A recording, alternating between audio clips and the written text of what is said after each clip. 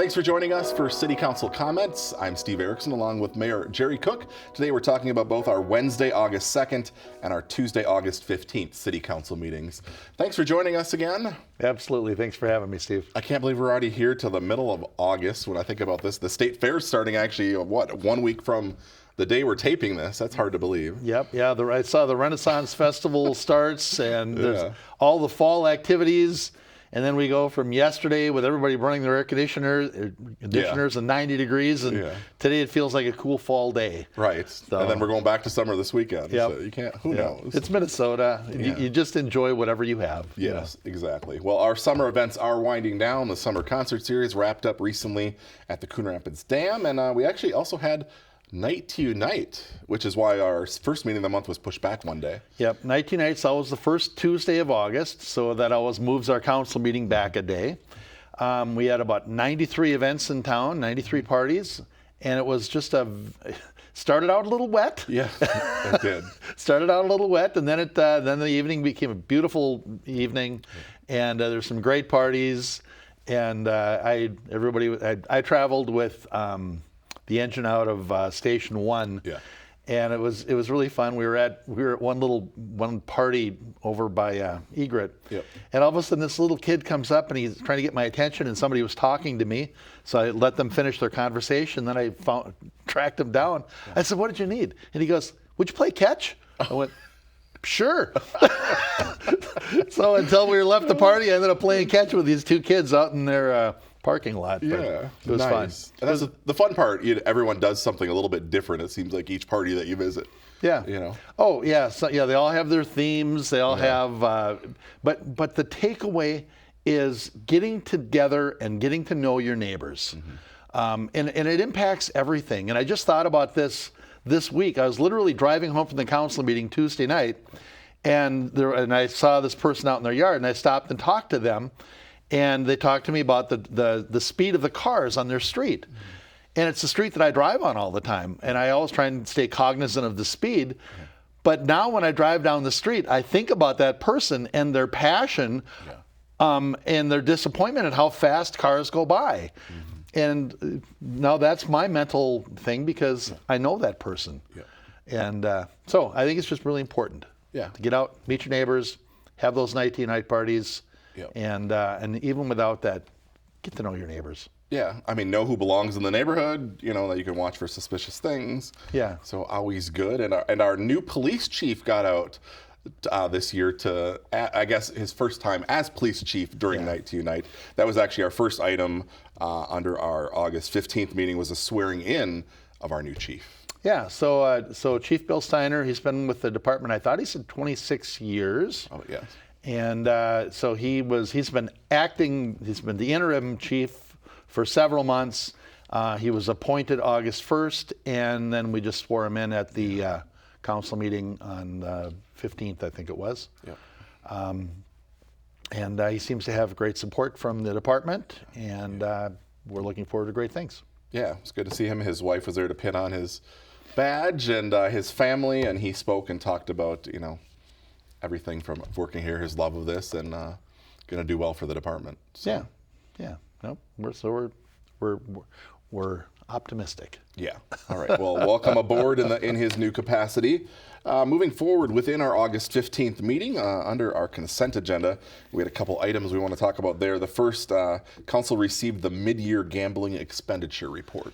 Yeah, and this is just part of our consent agenda. It's a report we have to receive to let us know what's the profit on all of the charitable gambling around town, and how much they've spent, because they're required to spend most of it in the Coon Rapids market area.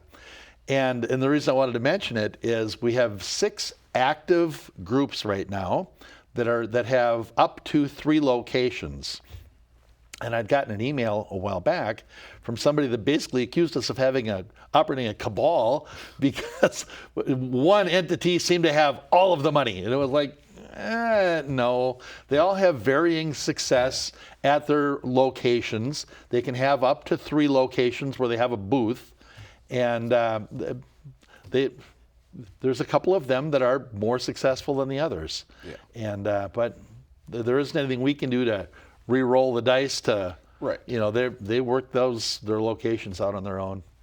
I was going to say that's between the business accepts or rejects who they have in there, right? Right. Okay. Yeah. They figure out who's a good partner for them, and sometimes they'll make decisions because a new spot will open, and because they're only allowed to have 3 locations like that, they'll go, ooh, we want to be there. Yep. So then there's a little shift. But okay.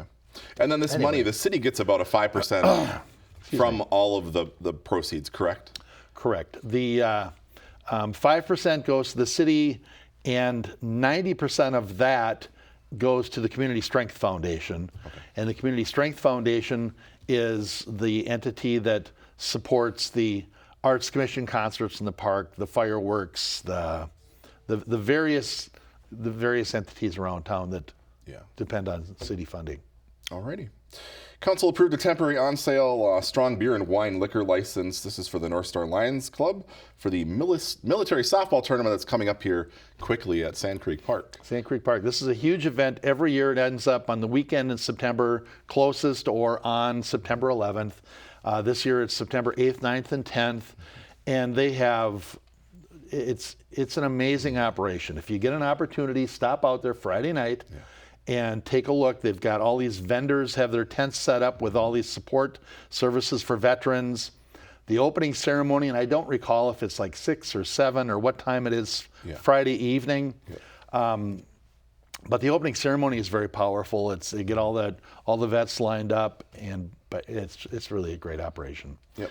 And they raise money to help veterans, and we're very thankful they're here, and it's a good tournament.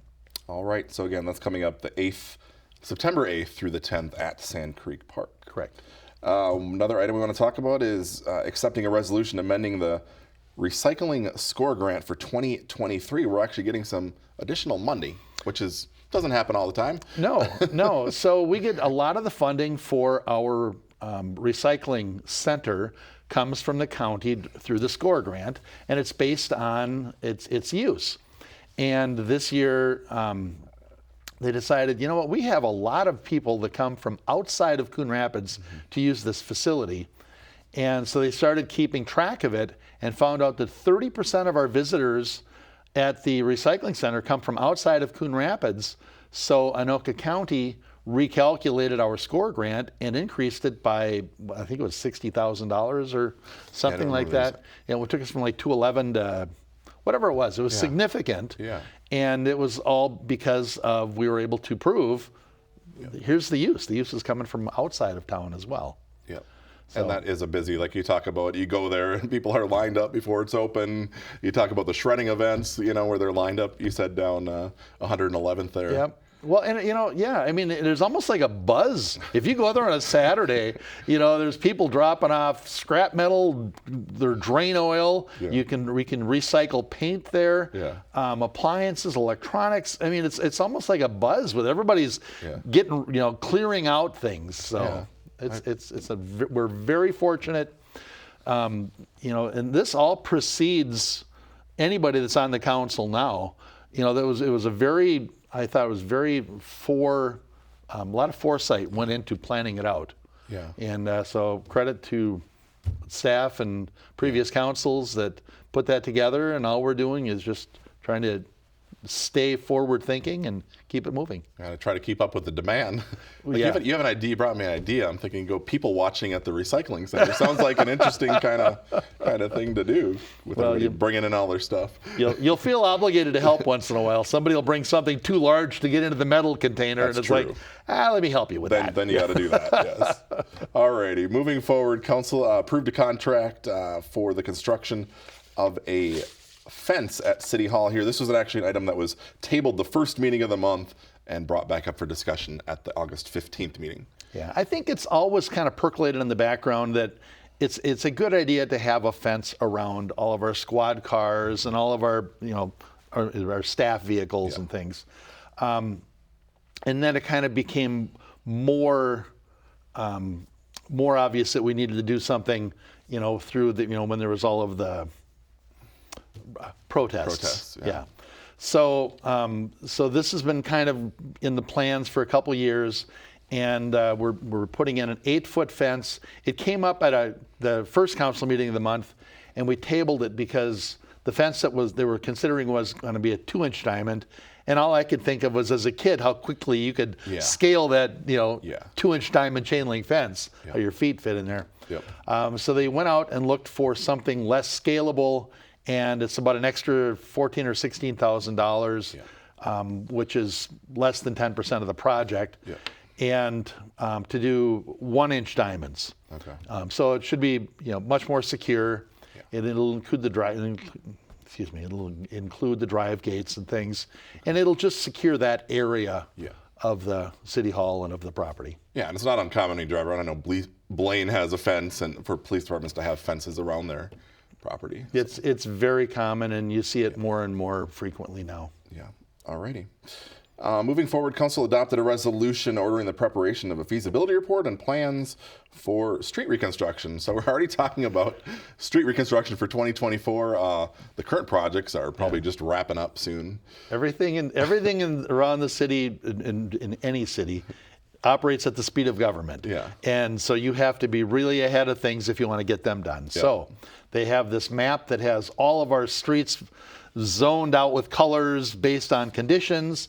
And this is the area that's next up. And this is primarily Woodcrest, from 101st to 102nd, and all of those, like Olive, Palm, Magnolia, all of those down there. And then there's a little section on the other side of Highway 10 behind the post office on Goldenrod, 102nd Avenue to 102nd Lane, I think it is. And then there's a little section that they're making part of this project down on like 90th and Norway. That apparently it didn't get done when they did the rest of it, or it's just bad enough that it needs to be done. But if you are part of this project, you will get a letter in the mail. You will get notice. They're going to ask you to be part of it, really. This is a good time. If you have areas by your street or in your street that the water pools or collects, this is when you go to the open house and you tell the city engineer, we have this pooling here, just to make sure they're aware of it so they can change the grading when they're working on it. And Woodcrest will also be water mains, so that'll be full curbs, hydrants, that'll be the water mains, that'll be everything. Okay. Which means most disruptive. Yes, yes. I drive sometimes. You see those projects you go by. They have the temporary mailboxes because that's one thing I never think of. I guess they have to put those on a different row so you can access your mail during construction. So again, a lot of communication will be coming up. You said residents that are affected will be notified. There are some videos on the city's website that sort of explain the whole process, and then more to come on the assessment hearings will follow early next year. If you pay attention when they're doing the project, your disruptions will be fairly minor. You still have to go around the corner to get your mail, and there's going to be days or moments or time without water. But just make sure you pay attention, and you should be fine. Then you'll have a new street and a smoother ride down your street. That's the payoff, I guess. That's it. All right. Moving forward, Council adopted a resolution accepting a DWI grant from the state of Minnesota. We did. This is Chief Steiner, I think, said we've been receiving this since about 2015. And this is a dedicated officer, and all they can do is work on DWI enforcement. If we have something going on in town where they have to break away to help, they can do that. But if it's more than 15 minutes, then we have to account for that time. And it's actually kind of a burnout job. I mean, it's in as much as when you're working as an officer, it's a tough job. You're dealing with a lot of people at their worst, really. Right. But when all you're doing is DWI enforcement, you're not getting those little interim breaks dealing with fun people. Or a variety of things. Right, it's a variety the of same things thing all the time. So I'm not sure if it'll be one officer for the whole year or if it will be different officers that will share that role. I don't know how they're doing that now. Okay. I think they used to go like 6 months and then they would rotate somebody else into that role. Okay. But Well, it takes them a while. A DUI arrest, I mean, I think it takes them a couple hours to do with all the paperwork, and I don't know by experience, so I'm going to put that on the record. I like how quickly that came out. But stories I've previously done, I know that there's a lot of paperwork that goes along, so they're tied up for a couple hours just on one DWI arrest. Right. So. Right. Yeah. So, but this is another aspect that helps us maintaining our 71 officers and keeps everything funded. Okay. So. And then we did have one item. Our first meeting of the month was fairly short. The one item was tabled, but we're going to talk about this because it's a good place to do it. Yep. Council adopted a resolution accepting a grant also for a full-time auto theft investigator. And this is a new position, correct or not? I can't remember. No, you know what? I think we've had this. I know we've had it in the past. Okay. I don't know how many years we've had it. If it's been continuous, or if it's been continuous. Yeah. But it's the same thing. It's all things that we're already doing. Yeah. We're already investigating auto theft, and I actually think this allows them to do a couple other things. Yeah. And this is a couple-year grant, I believe, too, correct? Yeah. The dedicated auto theft investigator will exclusively work all theft cases for the city of Coon Rapids, and the grant is funded by the Minnesota Department of Commerce. And it's expected to be 3 years in length, beginning July 1st, 2023, and ending June 30th, 2026.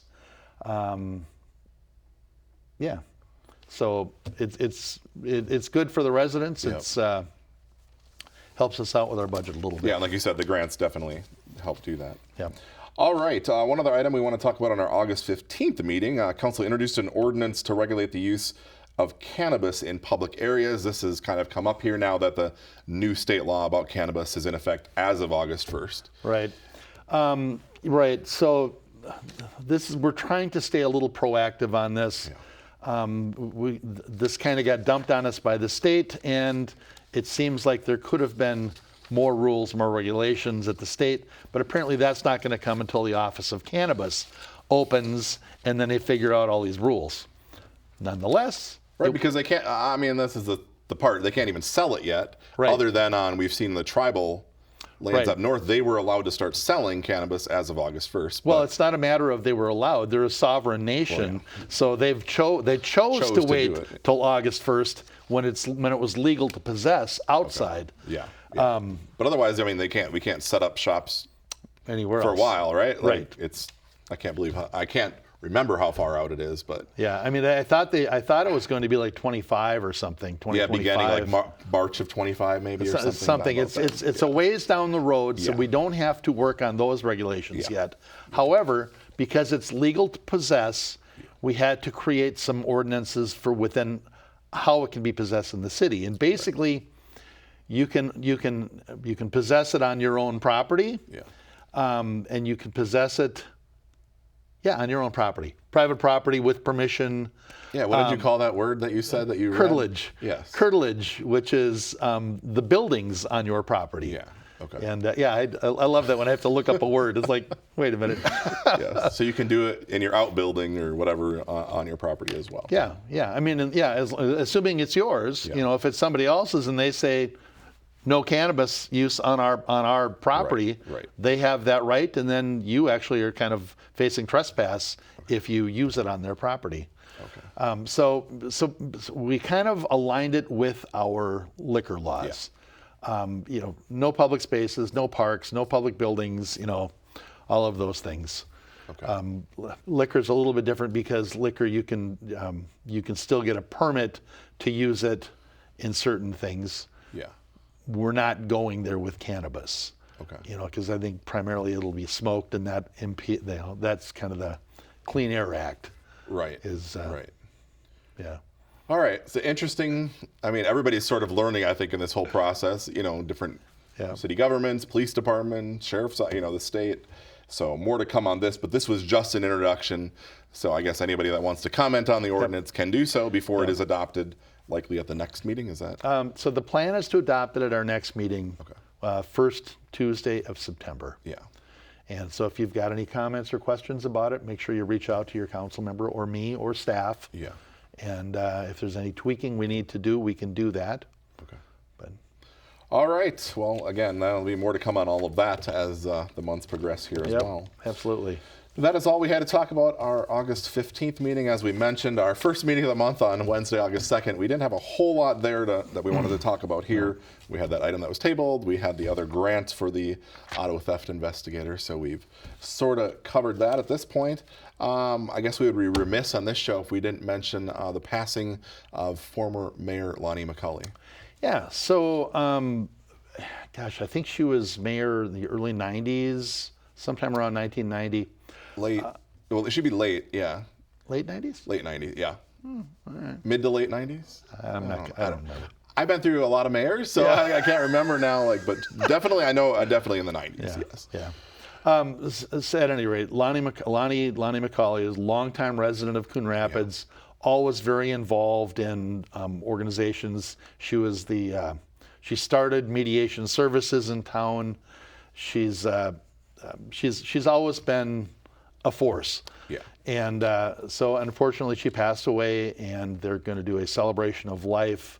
I'm not sure if I'm assuming it's her family organizing it. Yeah. But it will be at the Civic Center in Coon Rapids.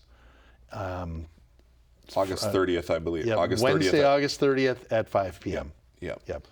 So like I say, I offer condolences to the family, and we thank Lonnie for a lot of service to the community. She definitely did, and she was a participant of League of Women Voters. I would see her still at some of those candidate forums. I saw her last year, and she certainly will be missed. She was a great person to work with. Yeah.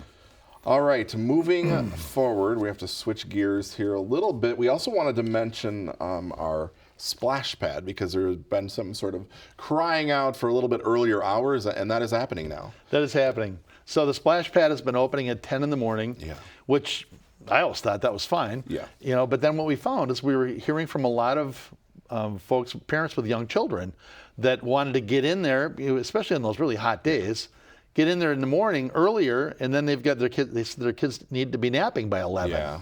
So the hours have been moved up to 9. We really couldn't do it any earlier because we need to get staff in there every morning to clear the drains, to take out the trash, to make sure it's serviced and ready to go for the day. And the other thing that's important to recognize with our splash pad is it's a freshwater splash pad. There's no recirculation. So we go through, and I should have checked with Mr. Himmer this year, but in the past I know it was 1 million gallons of water over the summer to keep it fresh, to keep it clean, to keep our kids safe and cool down. So it's Yeah, that just came up online out there. So that came up online, and immediately people are. I've always looked at social media as, if it wasn't for misinformation, they would have no information. Yeah, it's so disappointing, and some people do it intentionally. Some people just don't know, but that doesn't stop them from offering their opinion. Yes. So it's not a recirculating system. It is all fresh water. It goes down a drain, and actually from there goes into a retention pond. I know at one time we had talked about then recirculating that for the irrigation system down there, but we haven't gotten that far with it yet. Okay. So I was going to call social media a necessary evil, but I'm not sure that. I mean, it can do a lot of good, as far it's broad as far as reaching people and informing them, but you don't know what is necessarily fact and fiction these days. Oh my gosh. It's become a lot more blurry there, we'll say. We'll leave it at that. We'll leave it at that. Yeah. All right. Let's talk about some upcoming events here. We should mention the photo contest before, which I guess is sort of an event, but this is an annual thing where folks can submit their photos, and there's a particular theme each year. Yeah, our Arts Commission organizes this. A bunch of hardworking folks. They do our concerts in the park, and they do our Christmas lighting contest.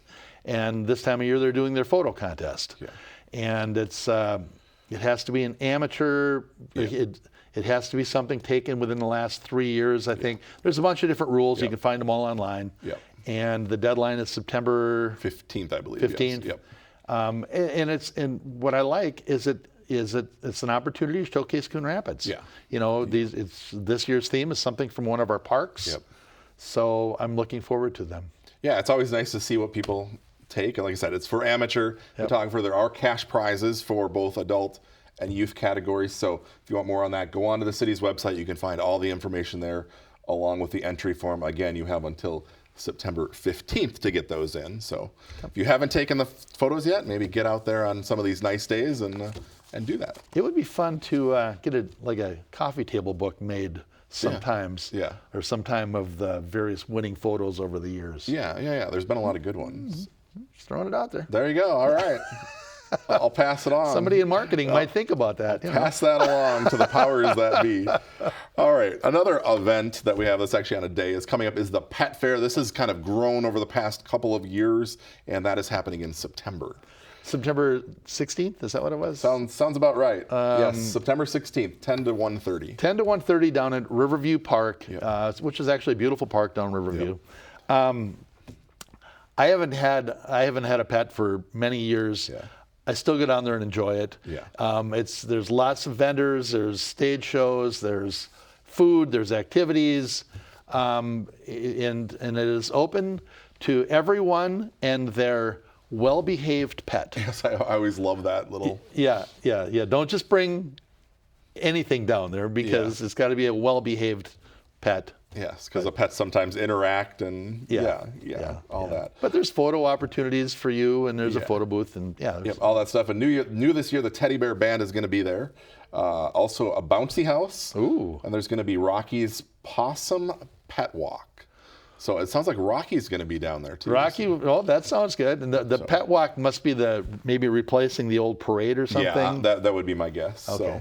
So check that out. Again, that's on Saturday, September 16th. 10 to 1:30 at Riverview Park. You can find more information on the website as well. And then we also have, it's kind of hard to believe, Fire Open House is quickly approaching. That's actually taking place at the very end of September this year. September 30th. Yep. And although we had designs, we had kind of hopes of having it at the new fire station. A couple wrinkles there.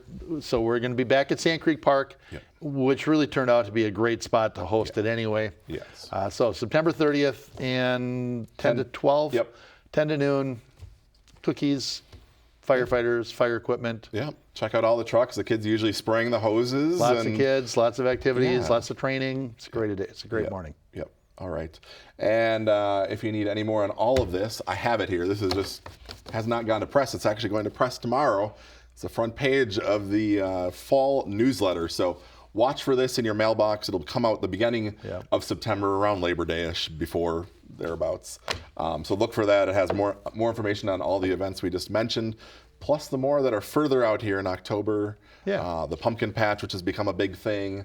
And then, of course, our tree lighting ceremony, which will take place in December. Yep. And then just a quick reminder, our farmers market is still going on Wednesday afternoons, 3 to 6 at the Ice Center. And those go through October 11th. Yes. So lots of people have been out there checking out the vendors and buying some of that. So that's all I got. That's all I've got. All right. Perfect. I appreciate you being here today. Thanks for talking to us about the meetings. Thank you at home for watching, and we'll see you back here again after our 2 meetings in September.